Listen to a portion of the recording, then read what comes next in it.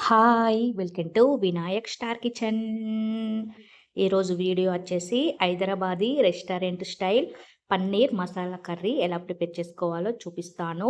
రుచి మాత్రం చాలా అంటే చాలా అద్భుతంగా ఉంటది. రైస్‌లోకి, చపాతీలోకి, పూరీలోకి సూపర్‌గా ఉంటది. వట్టిగా పీసులను తిన్నా కూడా చాలా టేస్టీగా ఉంటాయి. ఇప్పుడు ఈ పన్నీర్ కర్రీ కోసం అయితే నేను ఇలా పన్నీర్‌ని తీసుకొని దీన్నైతే ఇలా పొడుగ్గా కట్ చేసుకోవాలే. మరి చిన్న చిన్న ముక్కలుగా కట్ చేయకూడదు. ఇలా పొడుగ్గా నేను చూపించిన విధంగానైతే కట్ చేసుకోవాలే. అన్నీ ఇదే విధంగా ముక్కలుగా కట్ చేసుకొని, ఇప్పుడు ఫ్రైకి సరిపడా ఒక ప్యాన్ పెట్టుకొని, ఫ్రైకి సరిపడా ఆయిల్ అయితే ఒక 3 టేబుల్ స్పూన్ల ఆయిల్ అయితే వేసుకోవాలే. ఆయిల్ హీట్ అయిన తర్వాత ఇందులో పన్నీర్ ముక్కలను వేసుకొని ఫ్రై చేసుకోవాలే.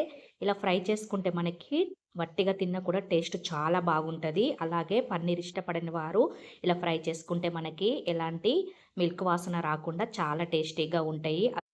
డైరెక్ట్ మనం మసాలా పెట్టుకొని కూడా కర్రీలో వేసుకొని కూడా చేసుకోవచ్చు. కానీ ఇలా ఆయిల్‌లో ఫ్రై చేసుకుంటే టేస్ట్ చాలా బాగుంటాయి. పన్నీర్ ముక్కలు తినేటప్పుడు కూడా చాలా టేస్టీగా ఉంటాయి. మీరు కావాలంటే ఫ్రై చేసుకోవచ్చు. లేదంటే డైరెక్ట్ వేసుకున్నా పర్లేదు. ఇలా నేనైతే ఇలా మంచిగా కలర్ చేంజ్ అయ్యేంత వరకైతే ఫ్రై చేసుకుంటున్నాను. ఇప్పుడు వీటిని ఇలా మంచిగా ఫ్రై చేసుకొని, ఇప్పుడు వీటిని తీసి ఒక బౌల్‌లో వేసుకొనైతే పక్కన పెట్టుకోవాలే. అన్నీ తీసైతే బౌల్‌లో వేసుకోవాలే. ఇలా 2 సైడ్స్ మంచిగా కాలిన తర్వాతనే నైతే పక్కన పెట్టుకోవాలే. ఇప్పుడు కర్రీ కోసమైతే వేరే కడాయి పెట్టుకొని ఇందులో 1 టేబుల్ స్పూన్ ఆయిల్ వేసుకొని, ఇందులో కొన్ని మసాలాలు ఒక యాలకును, 2 లవంగాలైతే వేసుకున్నాను. మసాలా ఎక్కువ ఇష్టపడాలనుకునేవారు మాత్రం మీ దగ్గర ఏమేం మసాలాలు కావాలో అన్నీ వేసుకోవచ్చు. ఇప్పుడు ఇందులోనే చిన్నగా కట్ చేసి పెట్టుకున్న ఒక పెద్ద సైజు ఆనియను, అలాగే ఒక 2, 3 పచ్చిమిర్చిని, తర్వాత 5, 6 వెల్లుల్లి రెబ్బలు, కొంచెం పుదీనా కూడా వేసుకొని ఇప్పుడు వీటిని ఆయిల్‌లో ఒక నిమిషం పాటు ఫ్రై చేసుకోవాలే. ఇలా ఒక నిమిషం పాటు ఫ్రై అయిన తర్వాత ఇప్పుడు ఇందులో ఒక 5, 6 జీడిపప్పు పలుకులను కూడా వేసుకుంటున్నాను. ఇలా జీడిపప్పులను కూడా వేసుకొని ఇంకొక నిమిషం పాటైతే ఫ్రై చేసుకోవాలే. ఇప్పుడు ఇలా కొంచెం ఫ్రై అయిన తర్వాత మిక్సీ జార్‌లో వేసుకొని అయితే ఇప్పుడు ఈ ఆనియన్స్‌ని చల్లారబెట్టుకోవాలే. మిక్సీలో వేసుకొని చల్లారిన తర్వాత ఇందులో 1 టేబుల్ స్పూన్ అల్లం పేస్టు, అలాగే చిన్నగా కట్ చేసి పెట్టుకున్న కొత్తిమీర వేసుకొని మెత్తగా పేస్ట్‌నైతే గ్రైండ్ చేసుకొని మసాలాను పక్కన పెట్టుకోవాలే. ఇప్పుడు అదే కడాయిలో ఒక 2 టేబుల్ స్పూన్ల ఆయిల్ వేసుకొని, హాఫ్ టేబుల్ స్పూన్ జీలకర్ర, ఆవాలు, ఆ తర్వాత ఇందులో మనం గ్రైండ్ చేసి పెట్టుకున్న ఈ మసాలా ప్యూరీని కూడా ఇందులో వేసుకొని మంచిగా మిక్స్ చేసుకోవాలే. మిక్సీ జార్‌లో అయితే ఒక 2 టేబుల్ స్పూన్ మందం ఆయిల్ వేసుకుంటున్నాను. ఇప్పుడు దీన్ని మనం మంచిగా ఆయిల్‌లో అయితే ఫ్రై చేసుకోవాలే. ఇలా కలుపుతూ మంచిగా ఫ్రై చేసుకోవాలే. ఒక నిమిషం పాటు పచ్చివాసన పోయేదాకా ఫ్రై చేసుకుంటే సరిపోతది. ఆల్రెడీ మనం ఫ్రై చేసుకున్న ఆనియను, పుదీనా వేసుకున్నాం కాబట్టి ఒక నిమిషం పాటు ఫ్రై అయిన తర్వాత ఇందులో హాఫ్ టేబుల్ స్పూన్ పసుపు, అలాగే రుచికి సరిపడా 2 టేబుల్ స్పూన్ల సాల్టు, పెద్ద స్పూన్‌తో 1.5 టేబుల్ స్పూన్ల కారం వేసుకుంటున్నాను. స్పైసీనెస్ ఎక్కువ తినాలనుకునేవారు 2 టేబుల్ స్పూన్ వేసుకోండి.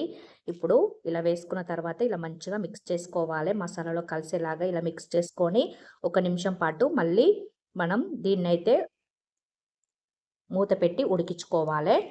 ఇలా మూత పెట్టి ఒక నిమిషం పాటు ఉడికిన తర్వాత చూడండి మనకి ఇలా ఆయిల్ అయితే పైకి తేలుతది. మసాలా మనకి చక్కగా ఉడికిపోయి ఉంటది.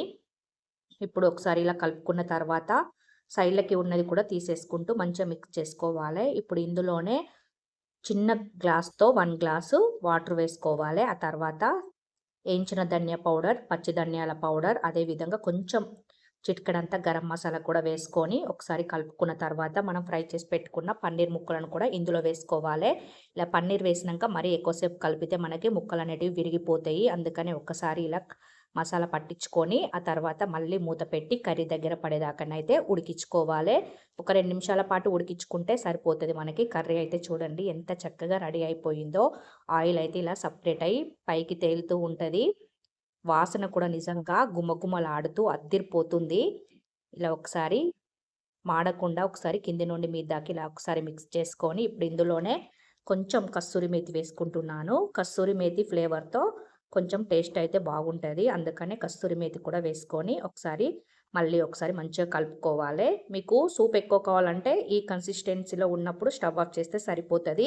లేదు కొంచెం చిక్కబడేదాకా కావాలంటే ఇంకొక నిమిషం పాటు ఉడికించుకుంటే సరిపోతది.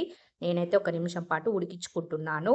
ఇలా ఒక నిమిషం ఉడికించిన తర్వాత ఇప్పుడు ఇందులో చిన్నగా కట్ చేసి పెట్టుకున్న కొత్తిమీర కూడా వేసుకోవాలే.